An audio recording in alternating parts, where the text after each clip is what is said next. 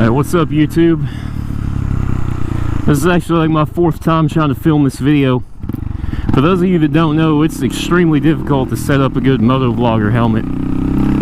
And yeah, the external microphone thing is extremely complex when it really doesn't need to be. So I hope I've finally got it all figured out here.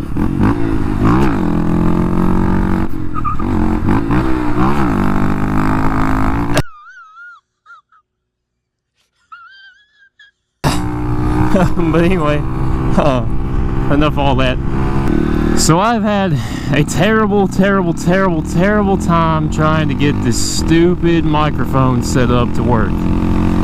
For those that don't know, the new GoPros do not have an external microphone port. You have to buy this stupid adapter thing that's like a whole, it's the size of an entire GoPro. So you have this big block that you have to mount onto your helmet, and then you have to run an external microphone from that into your helmet. And I had the settings messed up on the GoPro or something, and the audio was just super loud and it didn't sound right, and there was all this feedback. But anyway, I think I finally got it fixed now. And now it's raining on me, so that's cool. Probably not supposed to be here, but whatever. But anyway, I was going to tell a little story kind of about how I got into motorcycles. I've already filmed this like 3 times, so I'm going to try to keep it as fresh as I told it to myself the first couple times.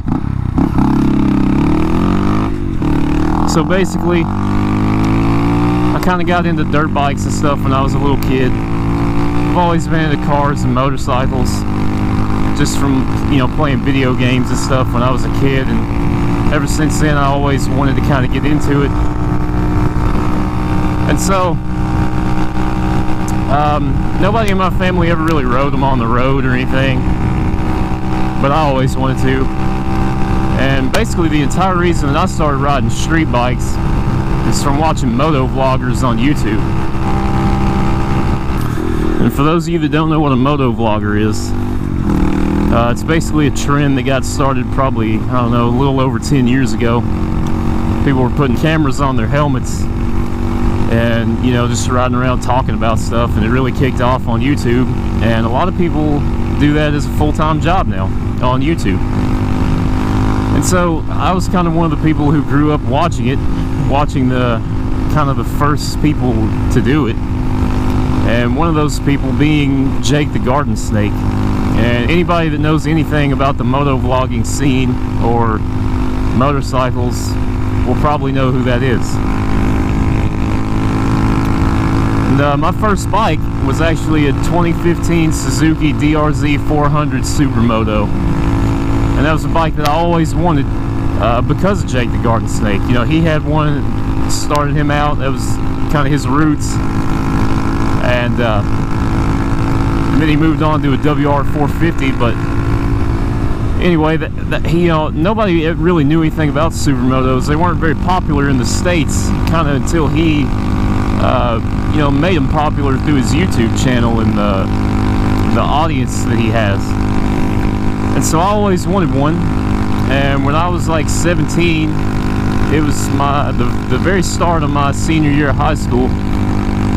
I actually bought one, and that was my first bike. And it's not the bike that I really learned to ride on. I actually learned to ride on Harleys.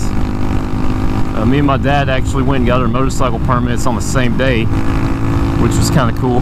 But I've been riding on the streets since I was 16, and a lot of people, you know, thought that my parents were crazy for letting me do that, and they probably were, because I'm really lucky that I didn't die. Just because when you turn a 16-year-old kid loose on a street legal dirt bike, it's usually not going to be up to any good, and I usually never was. So but anyway, I kept that bike until last year. I sold it.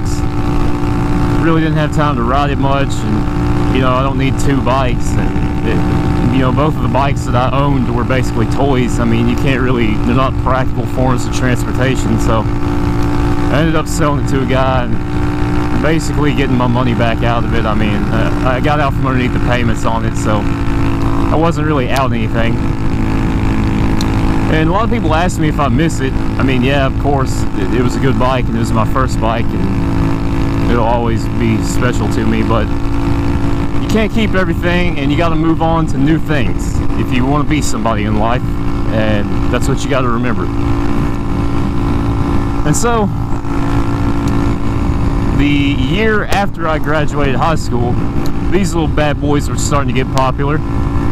And Jake the Garden Snake actually as well was one of the big people who, kind of one of the first people to get one and Motovlog with it. And I just thought it was awesome, the things you could do with it. I mean, it's basically just a little dirt bike that you ride around on the road, and they're super cheap. You can get one out the door for a little over $3 grand. And for a brand new running and driving, you know, brand new motorcycle, you really can't beat that. So let's give these guys a riff. They liked it. So anyway, as I was saying, this little bike, I mean, it's a head turner. You know, people don't know what it is. And it's a Honda. The aftermarket possibilities are endless. And so I had to have one, so I bought it. And yeah, that's kind of really how I got into motorcycles. It's basically just through the influence of the internet. I've always kind of been around dirt bikes and stuff when I was a kid. Actually, I guess technically my first motorcycle was it was a 2011, I think, Yamaha TTR 230 dirt bike. My parents got it for me for Christmas when I was in the 8th grade. And man, I was terrified of that bike. I'd never ridden it before, you know, and it was huge. I mean, it looked huge in my living room when I came down there on Christmas morning. And I was, I mean, just petrified of it. And I finally learned to ride it. I wrecked it a lot and got hurt several times, but it's you know, it's a good learning experience for me.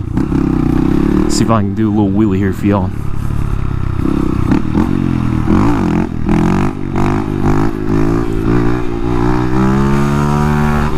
Oh man, that was weak. We gotta do better than that.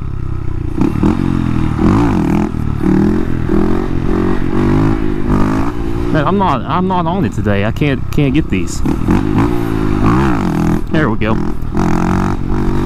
So yeah, dirt bikes are kind of where I got my roots. I still like dirt bikes. I'd like to get another one, but I'm a broke college kid right now, so I don't know if that's gonna happen anytime soon.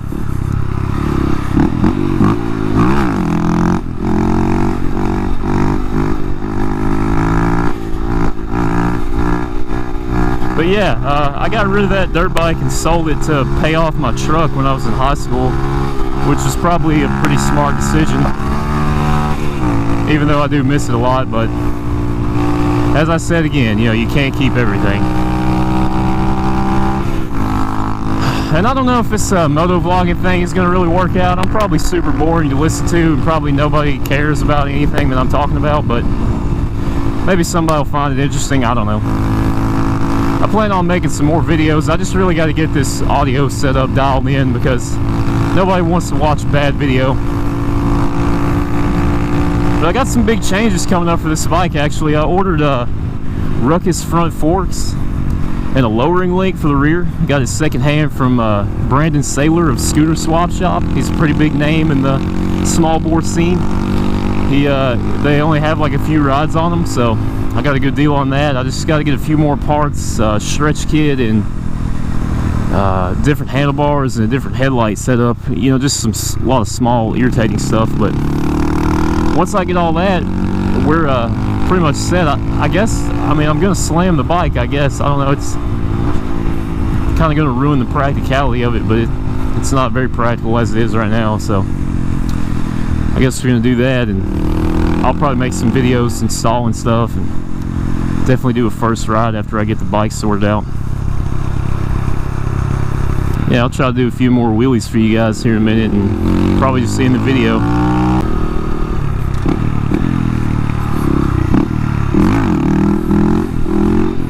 But yeah, if you guys like the video, go ahead and like, comment, subscribe, share the video, show a friend, put it on Facebook, whatever. And yeah, I'm gonna have more content coming your guys' way. If you want to see me doing some more shenanigans like this, rambling like a fool, go ahead and drop that subscription to Nowhere Boys. See y'all next time.